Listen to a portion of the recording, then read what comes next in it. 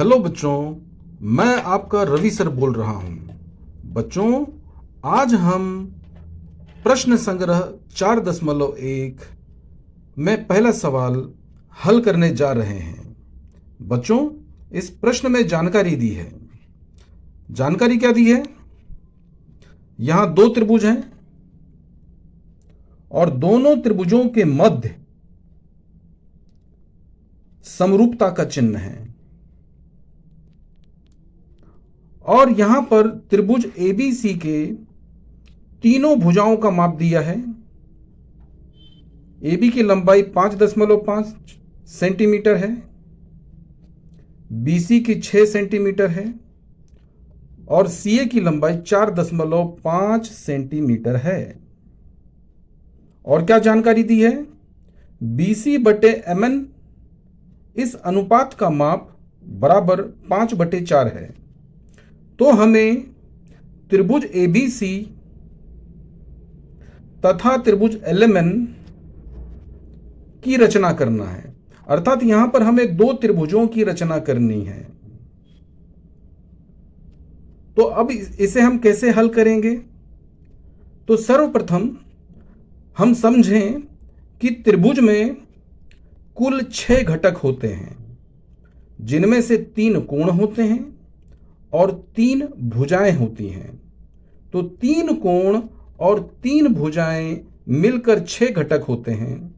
और जब भी हमें किसी भी त्रिभुज की रचना करनी हो तो 6 में से कोई भी 3 घटकों की जानकारी हमें होनी चाहिए।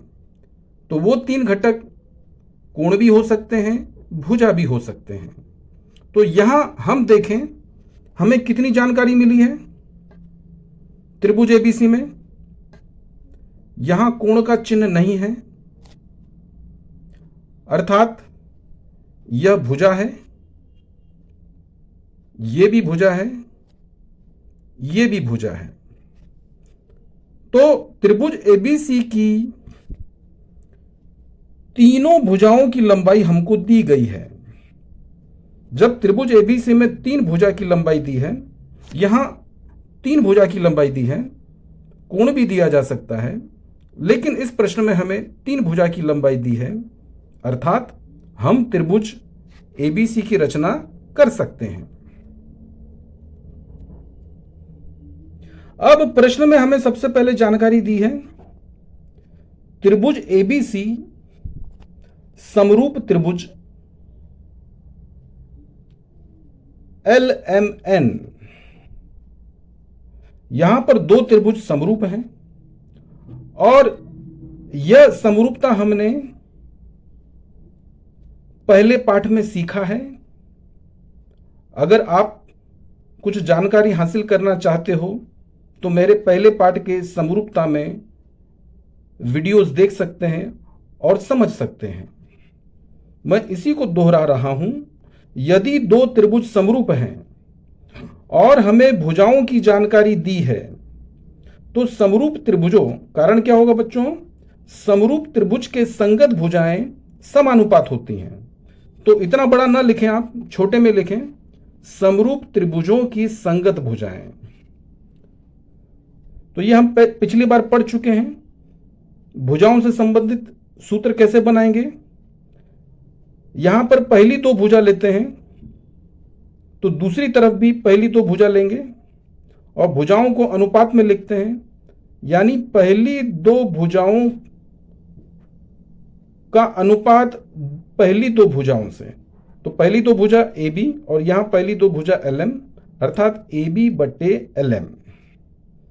फिर दूसरे नंबर का सूत्र बनता है आखिरी 2 भुजाएं। आखिरी 2 भुजाएं हैं BC, तो यहां पर आखिरी 2 भुजाएं हैं MN। तो आखिरी 2 भुजाओं की जोड़ी आखिरी 2 भुजाओं के साथ, लेकिन उसे अनुपात में लिखेंगे। तो BC/MN। और तीसरा सूत्र है पहली और आखिरी भुजा की जोड़ी। तो यहां भी पहली और आखिरी भुजा के साथ जोड़ी बनेगी। तो पहली और आखिरी की जोड़ी है AC/LN। और ये तीनों अनुपात संगत अनुपात हैं। तो ये अनुपात समानुपात, समान अर्थात समान होते हैं। यह हम पहले पाठ में पढ़ चुके हैं। अब बच्चों यहां पर ए बी का मान दिया है 5.5, तो हमने ए बी की जगह 5.5 लिखा है। एल एम का मान हमें नहीं दिया, हमने वैसे ही लिखा। बराबर है तो बराबर। बी सी का मान 6 लिखा है, तो हमने 6 लिखा। बटे एम एन की जानकारी नहीं है, तो हमने इसे ऐसे ही रखा। बराबर ए सी की जानकारी, ए सी या सी ए दोनों एक ही चीज हैं, अर्थात सी ए कहें या ए सी कहें, दोनों का माप 4.5 ही होगा। तो ए सी की जगह हमने 4.5 लिखा। बटे एल एन की जानकारी नहीं है, तो हमने इसे ऐसे ही लिखा। अच्छा, एक जानकारी और दी गई है बच्चों, BC बटे MN का मान है 5/4। तो जरा हम ढूंढें BC बटे MN कहां है। बच्चों यहां दिखाई दे रहा है, ये सूत्र में हमने लिखा है, ये BC बटे MN।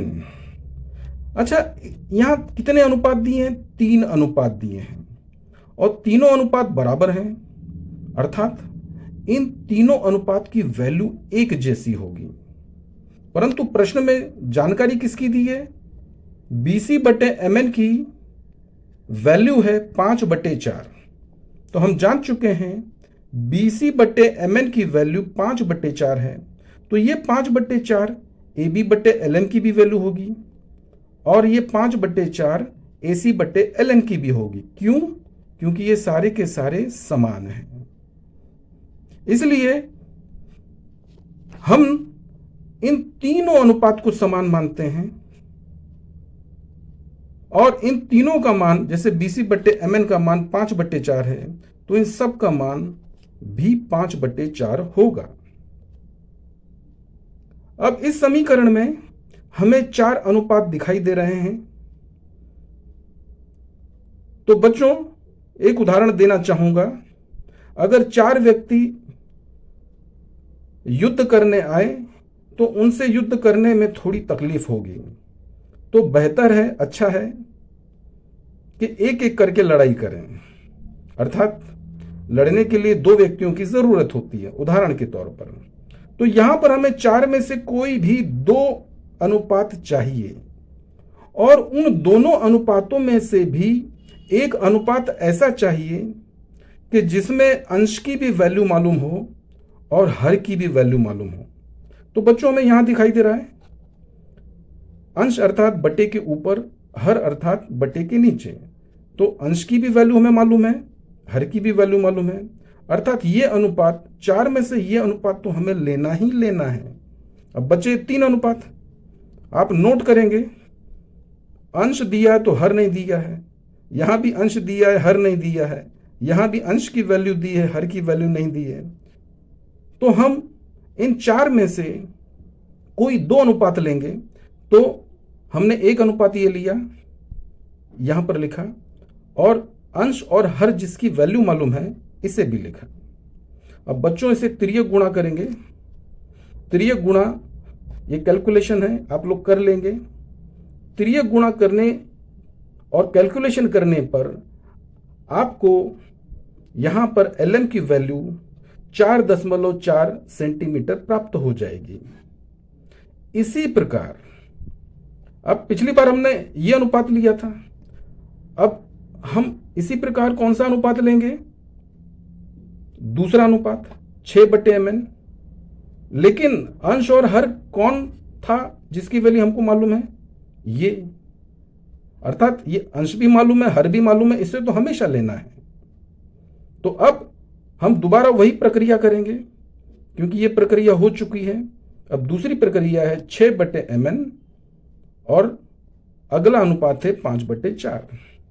यहां भी हम तिर्यक गुणा करेंगे। कैलकुलेशन करने पर MN की वैल्यू 4.8 सेंटीमीटर प्राप्त होगी। अब इसी प्रकार अब आखिरी अनुपात बचा 4.5/LN और अंश और हर जो मालूम था 5/4। अब इसे भी हम तिर्यक गुणा करेंगे। यहां पर हमें ln की वैल्यू प्राप्त होगी 3.6 सेंटीमीटर। तो यहां पर हमें lm की वैल्यू प्राप्त हुई, mn की वैल्यू प्राप्त हुई, ln की वैल्यू प्राप्त हुई। ये तीन भुजा हैं और तीनों भुजाएं ये किसकी हैं? त्रिभुज LMN की। तो त्रिभुज LMN की तीनों भुजाएं हमें प्राप्त हो चुकी हैं। जब त्रिभुज में ABC में हमें तीन भुजा प्राप्त थी तो हम उस त्रिभुज की रचना कर सकते हैं। अब हम त्रिभुज LMN की भी रचना कर सकते हैं, क्योंकि LMN में भी हमें तीन भुजा की जानकारी प्राप्त हो चुकी है। तो इसे हम कैसे बनाएंगे? तो सबसे पहले कच्ची आकृति का निर्माण करेंगे। मैंने यहां बना के रखा है। कच्ची आकृति बनाते वक्त केवल पेंसिल का इस्तेमाल करें। यहां पर आपको स्केल की या गोला प्रकार की आवश्यकता नहीं है। तो सर्वप्रथम मुझे यहां पर क्या बनाना है? त्रिभुज ABC की रचना करना और उसके बाद त्रिभुज LMN की, अर्थात यहां पर मुझे दो त्रिभुज बनाने हैं। तो सर्वप्रथम कच्ची आकृति में त्रिभुज ABC बना रहा हूं। मैंने ABC लिख दिया है। अब AB की लंबाई कितनी है? 5.5। तो हमने यहां AB की लंबाई 5.5 सेंटीमीटर लिख दिया है। BC की लंबाई 6 सेंटीमीटर। तो ये BC की लंबाई 6 सेंटीमीटर है, लिख दिया हमने। और CA की लंबाई 4.5 सेंटीमीटर है, हमने बना दिया है।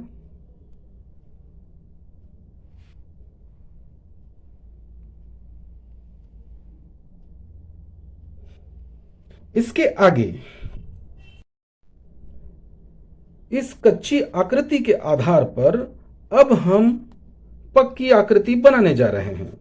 बच्चों, यह पक्की आकृति बनाते वक्त हमें स्केल की सहायता लेनी है। कच्ची आकृति में हमने कोई स्केल की सहायता नहीं ली। अब हम फुलपट्टी की सहायता लेंगे। तो सर्वप्रथम हम आधार बनाएंगे। तो आधार क्या था बच्चों? BC, और BC की लंबाई कितनी है? 6 सेंटीमीटर। तो ये 6 सेंटीमीटर हमें फुलपट्टी की सहायता से मापना है। ये हमें आधार प्राप्त हो जाएगा BC, तुरंत 6 सेंटीमीटर लिख देना है। अब देखें AB की लंबाई कितनी है? AB की लंबाई 5.5 सेंटीमीटर है। तब हम क्या करेंगे? गोला प्रकार उठाएंगे। गोला प्रकार में पेंसिल रखेंगे और गोला प्रकार को इस प्रकार पकड़ेंगे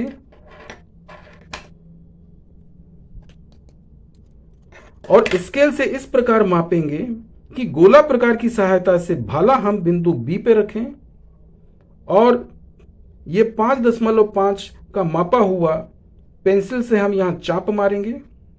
दूसरी तरफ देखें, अब AC की लंबाई 4.5 है। पुनः हम गोला प्रकार की सहायता से और पट्टी की सहायता से हम भाला और पेंसिल के बीच की दूरी 4.5 सेंटीमीटर मापेंगे। भाला को बिंदु C पे रखेंगे और पेंसिल की नोक जो हमने 4.5 मापा है उससे एक चाप मारेंगे। तो हम पाएंगे कि ये दोनों चाप एक दूसरे को काट रहे हैं, प्रतिच्छेदित हो रहे हैं। तब उसे हम बिंदु A नाम देंगे। तो बच्चों, इस प्रकार हमने कच्ची आकृति से पक्की आकृति का निर्माण किया। तो ये तो त्रिभुज ABC की रचना की। इसी प्रकार बच्चों, अब हमें त्रिभुज LMN की कच्ची आकृति बनानी है। तो त्रिभुज हम अपने अंदाजे से बना रहे हैं, नाम लिख दिया त्रिभुज LMN। अब LM की लंबाई 4.4 सेंटीमीटर है। तो हमने यहां 4.4 सेंटीमीटर लिखा। आगे MN की लंबाई 4.8 सेंटीमीटर है। तो हमने MN की लंबाई 4.8 सेंटीमीटर लिखा। LN की लंबाई 3.6 सेंटीमीटर है, हमने लिखा। ये कच्ची आकृति बन गई। इस कच्ची आकृति के आधार पर अब हमें पक्की आकृति बनानी है। तो सर्वप्रथम पक्की आकृति बनाते वक्त हमें सबसे पहले आधार बनाना होता है। तो आधार की लंबाई क्या है बच्चों? 4.8 सेंटीमीटर। तो फुलपट्टी की सहायता से हमें 4.8 सेंटीमीटर मापना है, तो ये हमें mn प्राप्त हो जाएगा। अब गोला प्रकार और पेंसिल की सहायता से और पट्टी की सहायता से ये हमें मापना है। तो कितना मापेंगे हम स्केल की सहायता से? 4.4 सेंटीमीटर। तो भाला एम पे रखेंगे और पेंसिल की नोक कहां जाएगी और कितना मापना है आपको? 4.4।